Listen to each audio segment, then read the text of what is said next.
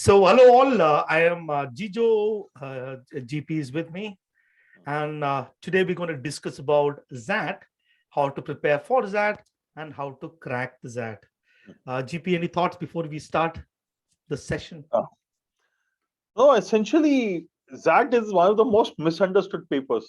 Okay, and there is a huge myth about ZAT that ZAT is excessively difficult, and I think that is, as I said, a myth only and needs to be disregarded. And hopefully, by the end of this session, we'll be able to clearly say why it is not as difficult as people make it to be, and why clearing a difficult paper is not relatively easy.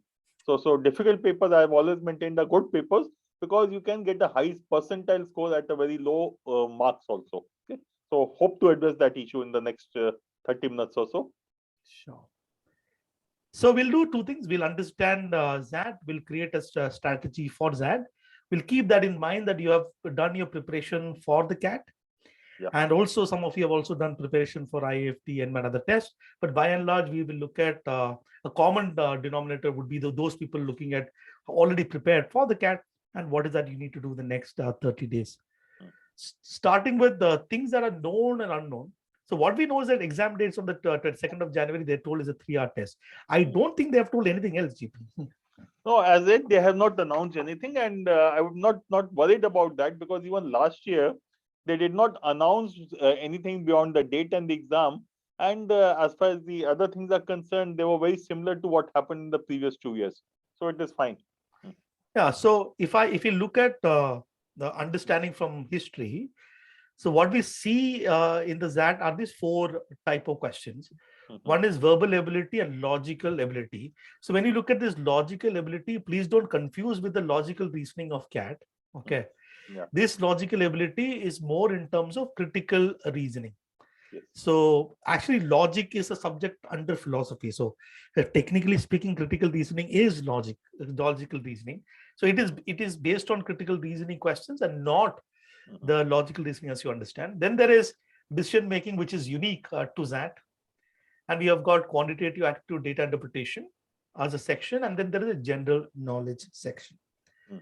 Talking about marking scheme, there is carry 1 mark with a 0.25 negative mark, which is because there are 5 options, 5 answer choices. So there is 0.25 negative mark, 1/4 mark. ZAT as an examination also has a negative marking for unattempted questions. This is the same case in 2020 and 2021, where if you leave over 8 questions in ZAT, each additional question left would carry a penalty of 0.1 marks. And so this, should they be worried about this, GP?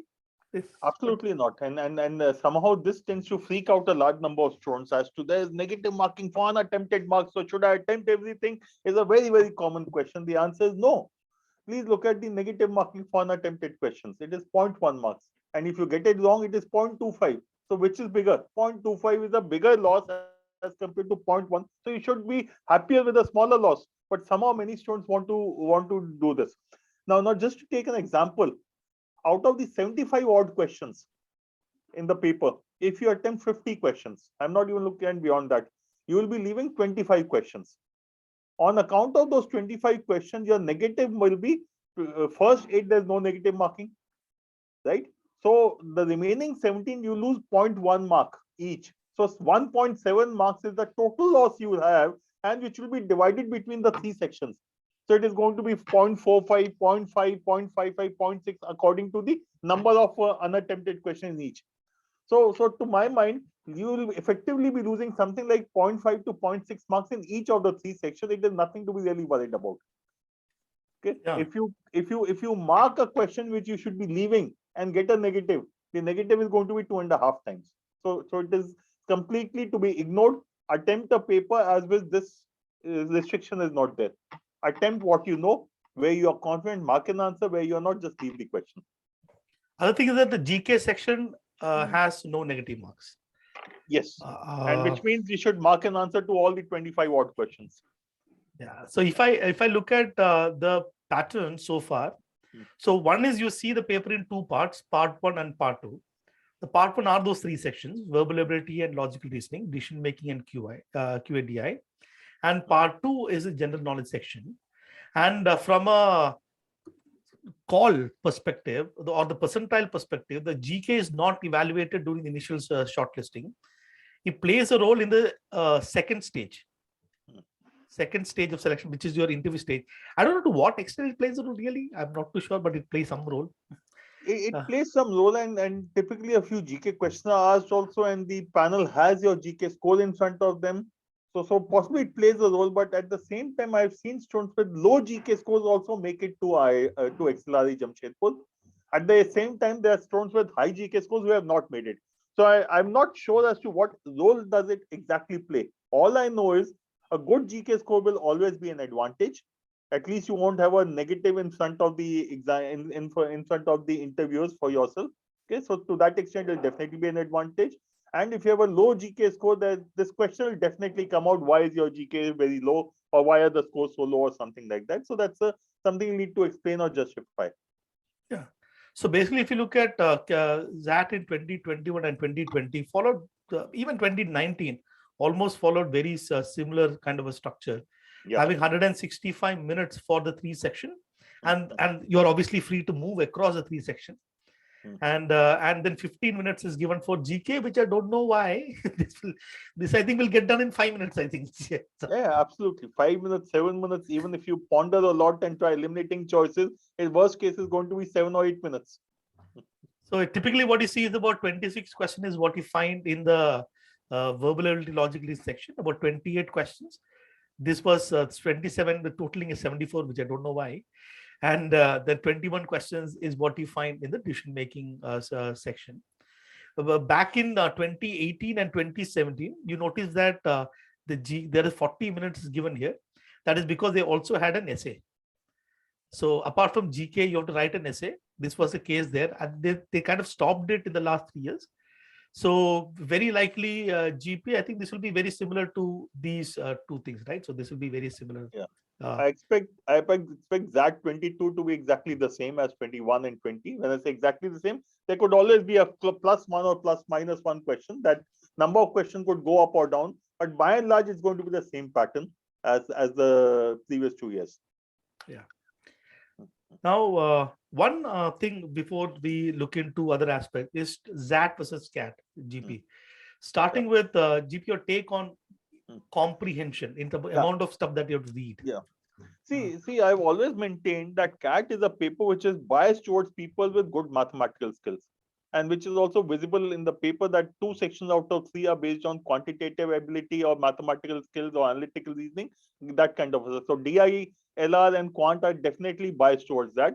And if you are more of a language person, this paper is biased against you. Okay, it is exactly the reverse when it comes to XAT. 2/3 of the paper, approximately 2 out of the 3 sections, in terms of number of questions will be slightly lower, but 2/3 of the paper or 2 out of 3 sections are based on your comprehension and logical thinking skills. They are not numbers. Numbers don't play a role anywhere in these 2 sections.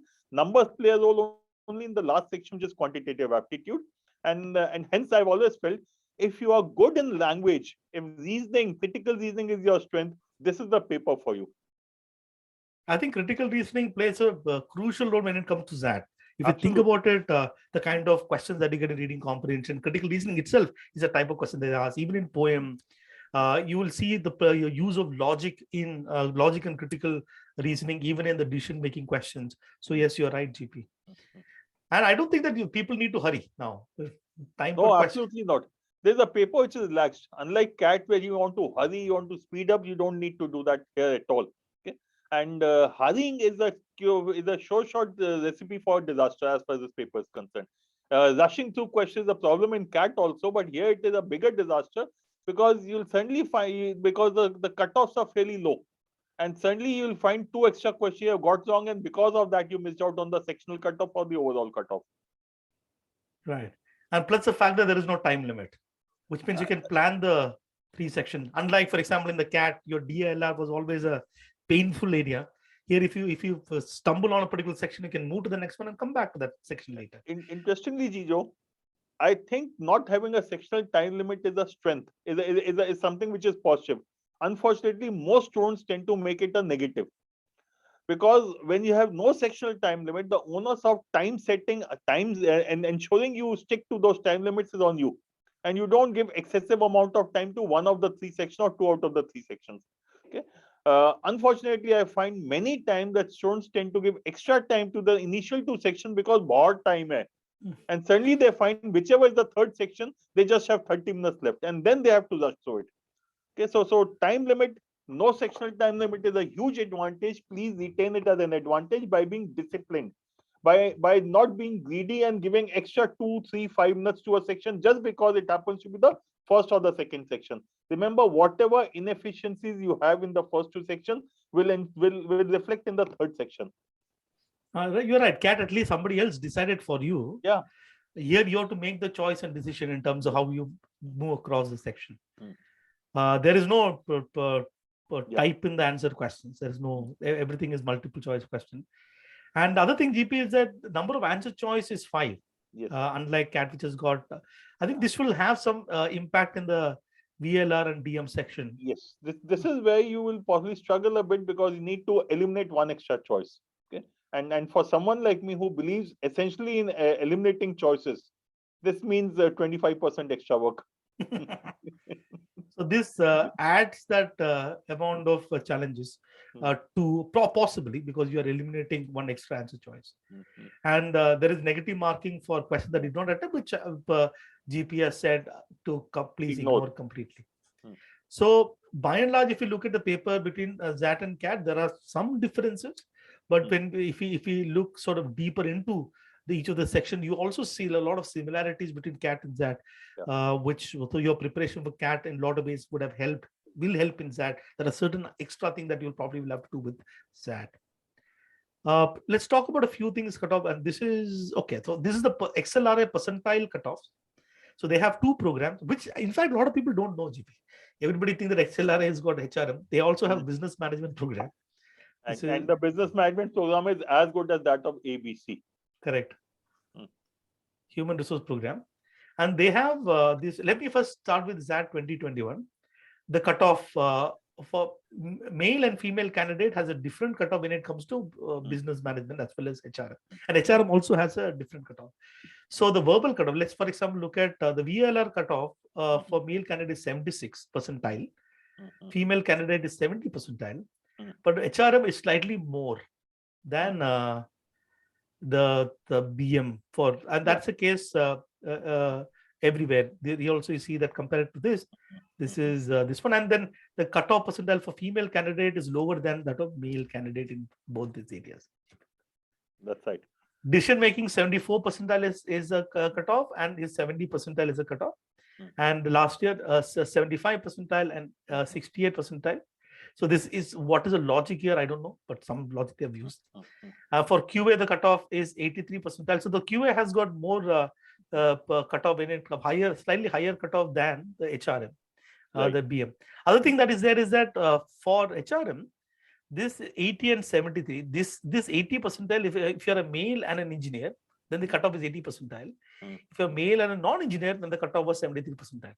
If you're female and engineer, your cutoff is 74 percentile. Female and non-engineer, cutoff is 64 percentile. And the overall cutoff, 94 percentile, 92 percentile, male, female.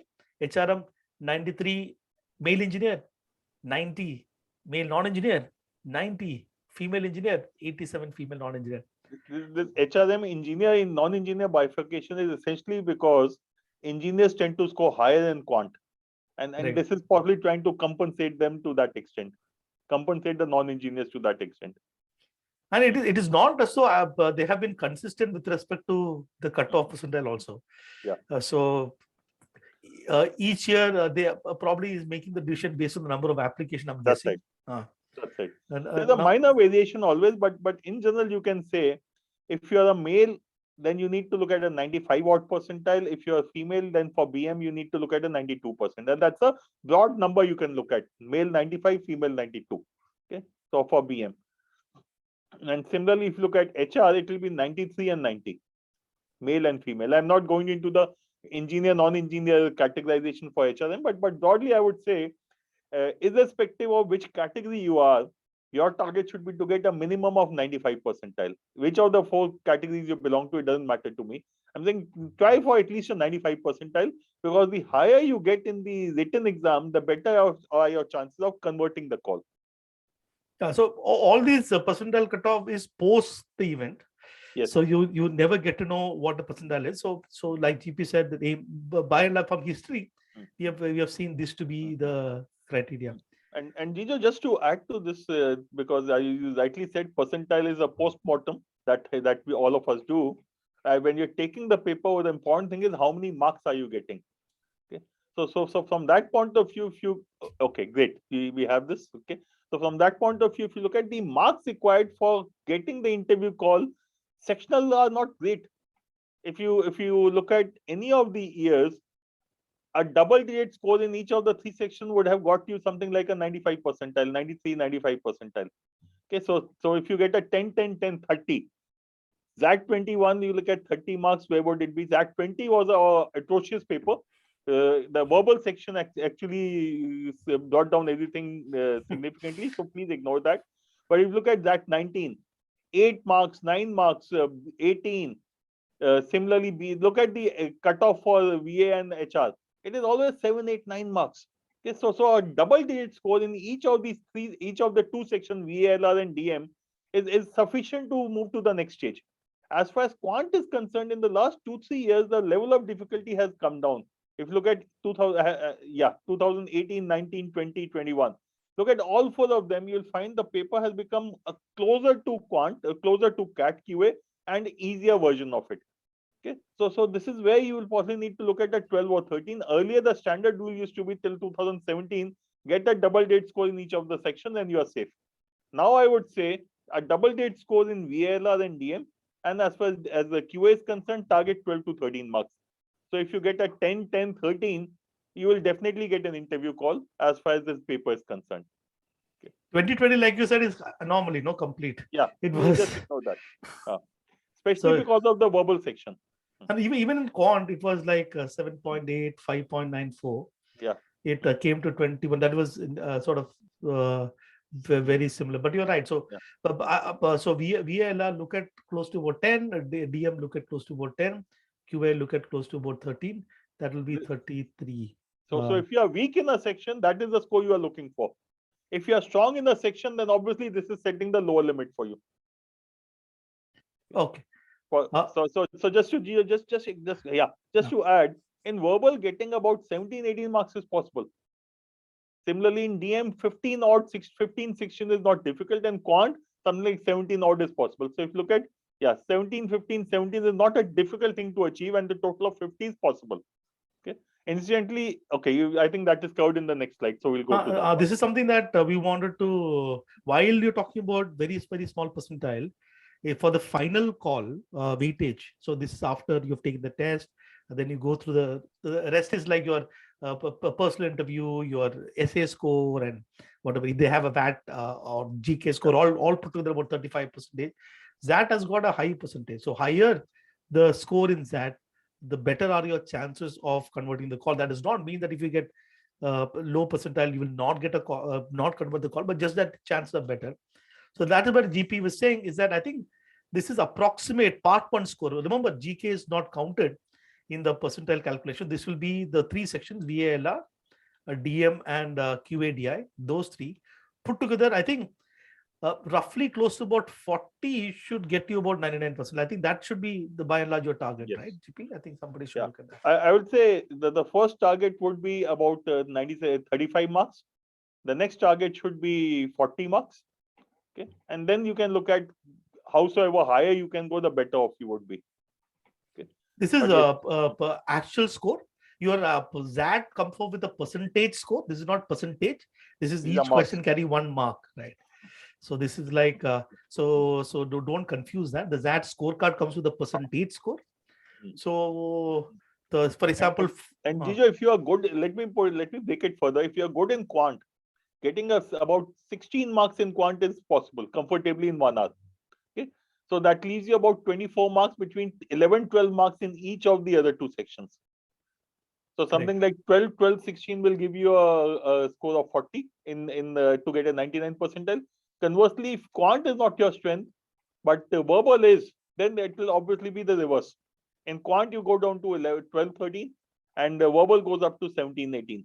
And DM can remain where is it, or it can also improve.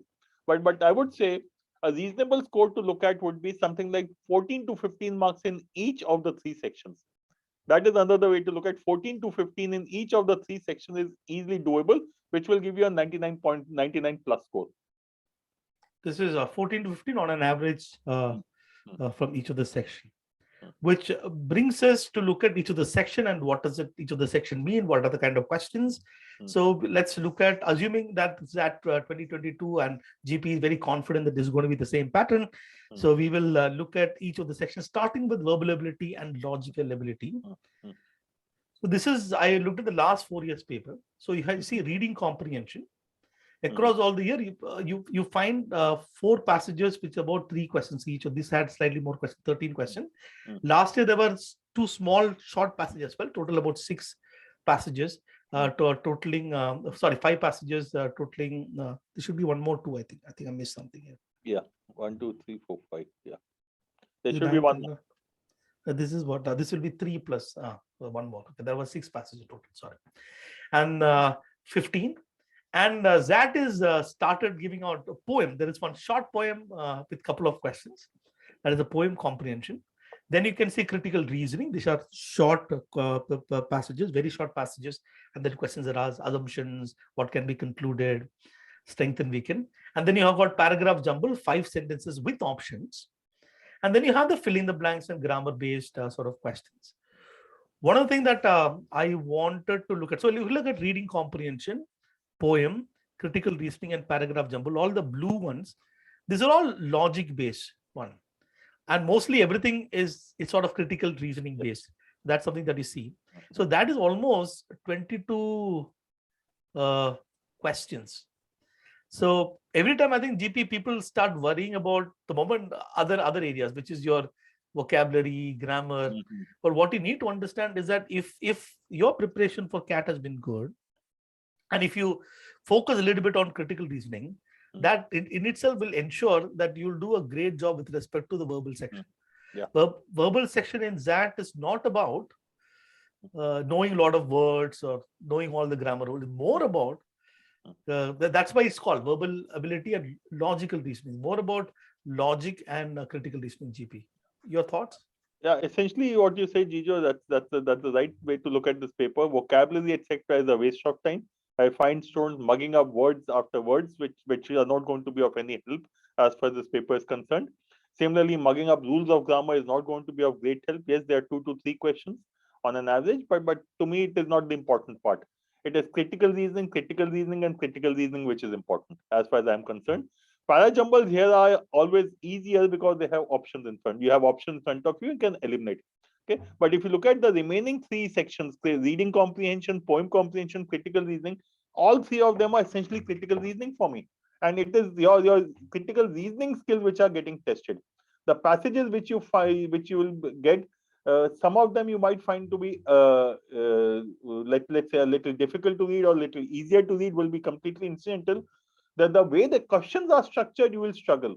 So unlike CAT, where you can expect factual questions, here, while there will be a few factual questions, the number is not typically high.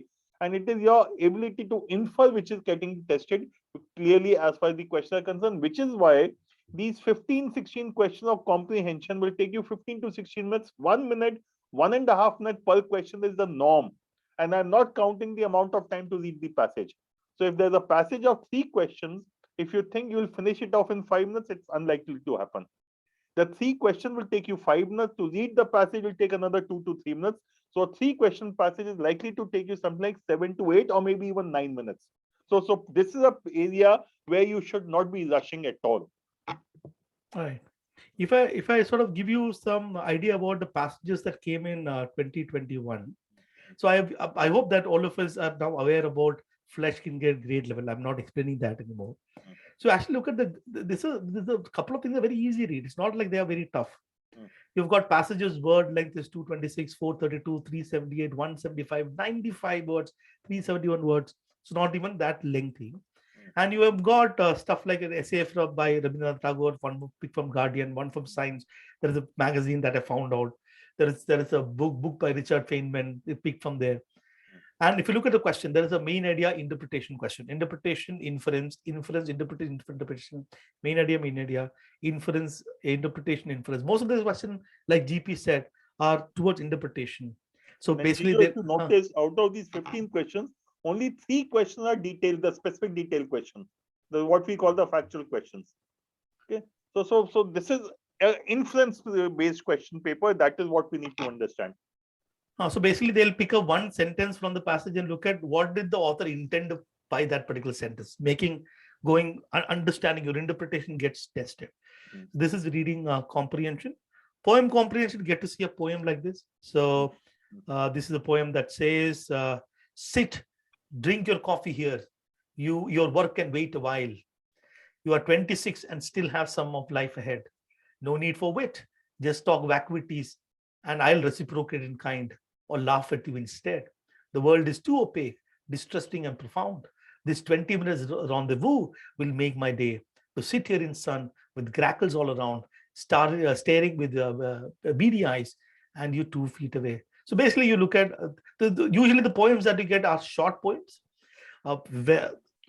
very famous poems with profound meanings.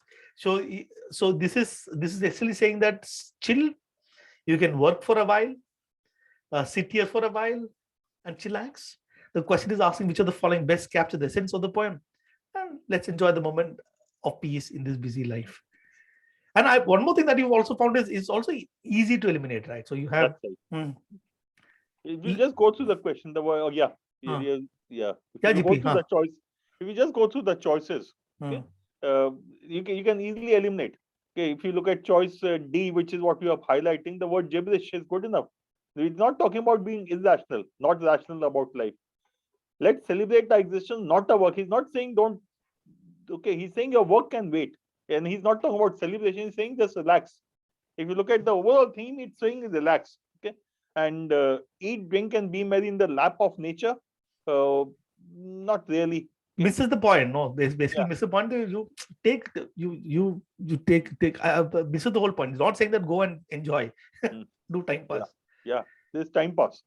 Let's create our own meaning of life, no matter what. Again, does not convey. Okay, so to my mind, I will always look at all the choices and eliminate along the way. Okay, as I go along. And in this case, it is a very, very obvious choice. And first line of the poem and the choice E are completely in sync. So this is probably one area because poems are very figurative in nature. This is maybe one area that you will need to little work on, at least have a little bit of practice. And the other area is, like I told, paragraph jumble, critical listening, grammar, vocabulary. At the end of the day, this is going to be crucial. So get started. May not have put in too much of effort with critical reasoning when it comes to CAT, but this is an area that you need to focus on. GP. Absolutely.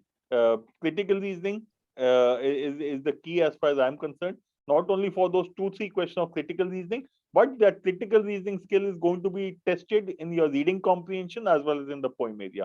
Para jumble, as I said earlier, choices are there. You'll find it easy to eliminate, identify the opening or closing, and many times you'll get the answer there itself. Vocabulary and grammar, whatever you know is good enough. Don't go out of your way to improve vocabulary and grammar. Okay, from your funda book, etc., do whatever you have. Practice a lot of questions of grammar. Maybe every day you could do some 20-25 questions and keep revising them. Yeah, your large focus has to be on critical reasoning. That's important. Decision making. So decision making get these short caselets. If you look at XAT 2021, 7 caselets with 3 questions each. XAT 2020, 7 caselet with 320. 2019, 7 caselet. Couple of them had 4 questions. Couple of them had 2 questions. Total 21 questions. 2018 had a math-based question, sort of, I think, some train problem. So before that, you actually saw some logical reasoning as well, which I think they completely stopped. I think analytical reasoning question, which they stopped. And what we can expect is absolute case studies, GP. Short absolutely cases. There's those case studies of situation, in whether in a personal life situation or work situation, which are given, and a problem is posed, and you have to pick up the best option among the as a solution to the problem. Okay, this is a sample question. GP can take them through this question. Yeah, sure. Sure. So if you look at this particular question, it says Himaja was among the top 10 students of her business management batch. She was placed in a reputed strategy consulting firm during campus placement. Delighted to work under Nirmal, her superior, who was known for grooming many stars in the organization. Nevertheless, he was also regarded as a hard taskmaster. Though she was a fresh recruit, she longed to be in the client-facing role. During an informal office gathering, Himaja mustered up courage to ask Nirmal for a client-facing role. Which of the following reasons, if true, will best justify Nirmal saying no to Himaja? Now, when you're looking at this question, it says which of the following reasons will best justify. Remember, what is Nirmal? He's a person who's grooming star, who has groomed number of stars in the organization. Okay, he's a hard taskmaster. Okay, and he's in a reputed consulting firm, so I would assume he's also logical. And since he's grooming people, he's also fair and hard taskmaster is always clear. And as far as Himaja is concerned, she's a fresh recruit who wants to get into client-facing role. Okay, okay. So which of these choices should Nirmal exercise to say no to Himaja? The decision has been made. It has to be no. Which is the best reason is what we are looking at. Okay. Okay. Obviously, since she has to be in a client-facing role, the answer has to be based on her efficacy with the client or her efficacy in work, which could be impacted, or the work which can get impacted if because of her current situation. So if you go through the choices, Himaja's teammates are not happy with the company. The Himaja's teammates are immaterial. Okay, are immaterial to the case. They are not relevant at all in this particular thing. Okay, she needs to improve her presentation skills. Presentation skills can be is one of the aspects of let's say dealing with the client. But in the presentation, what you'll put is your ability to think logically. All those things will come into play, and after that, only a presentation will come. So presentation can be a peripheral. Presentation skill can be a peripheral thing, not the key thing. Okay. Look at the next choice. Himaja leaves early and client meetings go late. If she's interested, she'll stay late. This cannot be a good enough reason. If I was Himaja and Nirmal told me no, but you leave early while the meeting go late at night, I would say that's okay. I'll stay late till late night. It's not an issue with me. Okay. The clients now this is the first one you look at it. The clients do not appreciate strategic discussion with fresh recruits. Okay. This is the first choice which is effectively addressing the client. She's a fresh recruit. She does not have sufficient experience, and the clients are unlikely to take her seriously, or they will not appreciate strategic discussions. The seems to be the a reasonable argument. Okay, so let's hold on with this one. E, clients do not take young women seriously during the discussion. I don't think that is relevant at all. Nowhere in the data does it come out or otherwise. Okay, there's nothing in the data, and even otherwise, in general, you will find such kind of sexist, let's say, answer choices can never be correct. Okay? They will always be to some extent politically correct. Okay? Yeah. So sorry, GP. Yeah, please. Yeah. So I'm saying so among the choices, D becomes the best option. Now this is about understanding the key criteria to make the decision, the key fact that you should look at from the particular passage, and use logic and reasoning to arrive at the answer choices. So decision making is a critical thinking process in one sense. So you need to ensure that this is a skill set that can be developed. I'm sure that we can develop in 30 days, right, GP?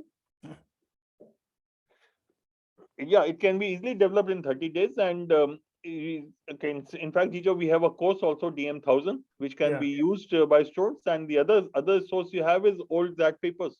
Try to understand the logic, but the key thing is please don't treat it like reading comprehension. Okay? This is not reading comprehension. You have to identify the key criteria, you have to identify the issue, and you have to address the issue. Okay? So the course is a DM1000, a series of video lessons that me and GP had created for that. And you get all sort of case, policy decision making, organized decision making, strategy decision making, ethics-based decision making, dilemma, data-driven decision places. And you can actually understand there's a logical process to arrive at the answer. Once you get the process, this should be done. QA GP, this is the story of QA so far. So what's your take on QA? So Jijo, if we break this further, the QA 28 odd questions of QA, you will find 8 to 9 questions of DM or DI, data interpretation, and about 19 to 20 questions of QA. Okay. And out of that, 50% is again arithmetic plus algebra. Something which you have done in the last 8-9 months. Whenever you have been discussing CAT, we have been always been saying these are the two most important areas. After arithmetic algebra, you can pick up geometry or number system based on what you are more comfortable with, or look at doing both also. Okay. Others, those two questions are typically general purpose logic question kind of a thing, which can be from any specific, need not be from any specific area. Okay. It could be a coding decoding thing also. It could be some other question type. But the key thing to understand is it's arithmetic algebra. The next best is going to be geometry followed by number system. So focus has to be here. Secondly, when you look at the data interpretation, typically one set might be easy, but you will always find one set fairly interesting where you need to understand the stuff. Okay, calculations etc. are not difficult, so again it is doable. So even if you do only arithmetic algebra and ignore the rest of the stuff, 10 odd question of arithmetic algebra and 9 question of DI makes it 19 questions of out of which you need to get 13 marks. And here I am assuming you have left everything outside arithmetic and algebra, and which is not a difficult task. Which is why I said 13 marks is something which should be targeted. A bare minimum 13 should be the target. Okay. Secondly, when you look at this particular section, again, all that we have done in SQC, smart quant tracker techniques, will be applicable here also. Please be on the lookout for eliminating choices based on the techniques that we have discussed in the course of the programs. And the also very key that I've also always found in QA in that is about selecting the questions. No, it's so easy to get, and sometimes some of these questions which is worded looks huge is also very easy to look at. So reading all the question and then making the decision, because you have the time with you. So that's something that you can don't rush. I would say give yourself, if you give yourself about 1 hour to maths quant, you have got and you have to do some 15-16 questions. You have got 4 minutes per question on an average. So basically the story is that for QA your preparation for CAT would be good enough, right? Absolutely. We are, so you nothing just need extra to be done. You have for decision making something that you need to focus on, and critical reasoning in verbal. GK, GP, what to do? You have the IFT compendium. Please go through it again. And no negative marking, so everything has to be answered. Most importantly, if you have been reading newspapers regularly, there is a reasonably good chance you'll be able to answer 7-8 questions. One thing which I will say is please look at the important events of last 1 year. Whether it is IFT, where you would have seen questions there also. When you look at ZAD, when you look at any other paper which has GK, the last 6 months, 1 year questions of GK from important events will be definitely visible. For example, farmers agitation could get you a couple of questions. Which laws, something about the Mandi system, when was it introduced, that could happen. More importantly, Olympics, Paralympics. You can definitely expect this year in sports questions from Olympics. People are going to ignore Paralympics, which is why I think there might be 1 odd question from Paralympics also. Okay. Then similarly other areas. So look at economy and business, the important things which have happened, that's essentially it. Okay. So to my mind, it is essentially about reading newspapers on a regular basis. If you have been doing this for the last 6 months, great. Just top it up with the compendium. If no, then the only option you have is compendium. But anyways, by then I think the CAT at least results will come out. At least in some way, people will know what the score is, and anyway, we'll have to prepare for the CAT. So current affairs is something that anyway it's a good idea to start, because for an interview that helps. Yeah. Quickly, GP, the time management. What would you suggest? See, I would say is that to begin with, 165 can be divided into 3 parts, which is 55 into 3. In each of the 3. I'm not getting into which section you should be doing first. I'm saying you can decide based on your comfort level. I normally follow the same sequence of verbal, decision making, quantitative ability, because I always want to keep QA in the end. I know even if I'm tired, fatigued, whatever, I can handle it. I don't want to leave verbal for the beginning, and DM is something I enjoy doing, so I do it in the beginning and get rid of it. Okay. But from your point of view, you may want to reverse the process, or you may want to have some other pattern. Okay. So the default could be 55 into 3, but I think that is not be doing the right thing. It is suboptimal. A section like verbal will need at least 15 minutes. If you try doing verbal in less than 15 minutes, you will struggle. Okay. So it could be 55, it could be 60, it could be 65. I'm leaving that to you. And when you take these mocks or section tests, you'll be able to understand, okay, how much time do you need? Similarly, if I look at decision making, Anything between 35, less than 35 minutes, you will be struggling with the paper. More than 45 minutes, you're possibly going to be wasting your time. So on an average, I'll say 35 to 45 minutes is the time limit which is there. And if you want to play safe, something like 45 minutes is usually good enough, because 45 minutes means you will be able to read everything comfortably without rushing. Okay. And that leaves you with quant. Quant, I've always felt, should be given at least 55 minutes. Anything less than 55 minutes, because it has got the highest number of questions. And this is the place where you will spend extra time also in terms of solving questions. And this is a section in which you need the highest possible score for cutoff. So for clearing the cutoff, you need 13 marks is what I've said, which means if you attempt 15 questions, get one odd wrong, you'll still be 13 plus. Okay? Or even if you get two wrongs, you might just be able to clear the cutoff, 12.5 marks. Okay. So to me, quant is something which should not be given less than 55 minutes. Now, if that is the case, I would suggest 45, 55, 65. Okay. I would suggest 45, 55, 65. Well, which is 55 and which is 65, you can decide for yourself. 45 is DM. And this is assuming DM does not have those mathematical, analytical reasoning kind of questions. Even if it is there, I will typically leave them, because the analytical reasoning questions which used to come in that were fairly difficult. And rather than spending 10 minutes solving a DM analytical reasoning question, I would spend 10 minutes in quant and do 3 to 4 questions there. Okay. So to me, it is 45 minutes for DM. Then either 55 or 65 minutes in, or 55 and 65 in the other two sections, depending upon what is your weak area. To your weak area, I'll say suggest give that 10 minutes extra. Okay. Possibly you could give 10 minutes extra to your weak area. Because if you are strong in quant, then you don't need 65 minutes for quant. If you're strong in English, then you don't need 65 minutes for English. Okay. Okay. Yeah, but this is just a guideline. You can modify it based on your stuff. As I said, to me, the critical thing is not less than 40 minutes for English, for DM, not less than 50 minutes for English, not less than 55 minutes for quant. That to me is the ground rule which I will want to look at. So you have a freedom to a lot of things. You can probably do 45, 45, 45 first, and then keep giving extra time. So all that freedom is there, but at least at some point in time, fix onto something and stick to that. That should work. And work out the sequence in which you want to attempt the paper. Which section you want to start off with, which one you want to keep for the end. Yeah. So quickly, the time division, figure out your best time allocation. Decision making can be done in 45 minutes. Strategy, allot time to your area of strength. So figure this out. Yeah. Important thing about quant is that quant is becoming easier, something that GP has said. So this could mean higher QA cutoff, possible. Language and decision making paper, there's something that we said about 66% is language and decision making. So please do focus on decision making section for sure in your preparation and verbal. And when it comes to verbal, ensure that critical reasoning, let that be a key. Your concept of critical reasoning, strengthening that will have a huge impact in that. But and previous years that paper, GP, which all they should solve? See, you can start from 2012.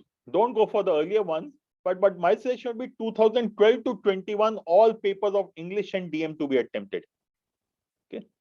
DM from 2012 to 21, do all of them. If you want to go beyond before that also, you can do it. But I think these 8-9 papers are sufficient. As far as QA is concerned, restrict yourself to last 5 years.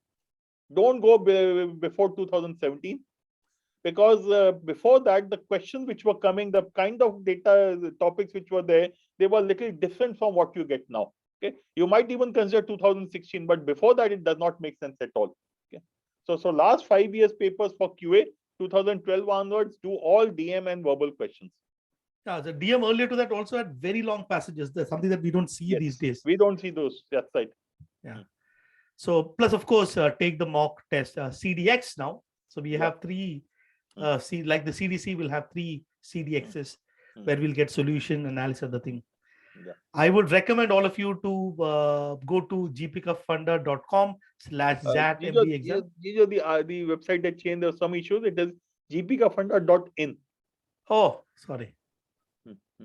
Okay, GPK. I'll actually put the link in the description box below. Yeah. There is an article called How's That? And you will get a good idea in terms of what you need to do. I hope this session was beneficial. We'll say goodbye and see you with more session. Yeah. Thank you. All the best.